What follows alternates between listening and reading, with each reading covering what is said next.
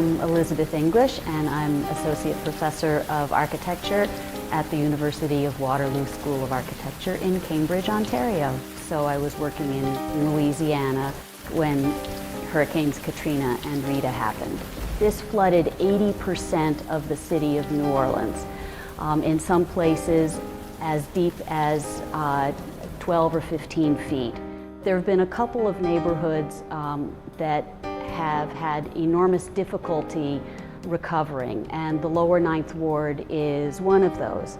One of the issues is that the Federal Emergency Management Agency, called FEMA, has a preferred flood mitigation practice, which is taking a house and putting it much higher off the ground on stilts. Permanent static elevation not only disrupts the front porch culture and the way of life, it also doesn't provide sufficient protection in an extreme event. What the Buoyant Foundation project is a strategy for retrofitting the traditional shotgun houses in New Orleans or South Louisiana with a type of amphibious foundation that I call a buoyant foundation. An amphibious foundation is a foundation on a house that will allow it to sit on land like an ordinary house most of the time, but on the occasions that there is flooding, the house will rise up, float on top of the water, just go straight up, stay on top of the water as long as the water is there, and when the flooding recedes, the house comes straight back down and ends up exactly where it started out.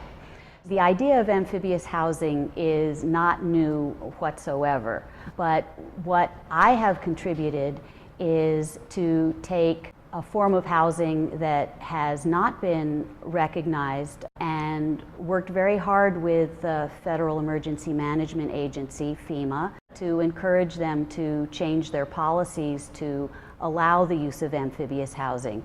I've also taken the basic concept that has been used for decades in the backwoods in Louisiana and made it code compliant, fully engineered, and also made it aesthetically more appropriate for an urban environment.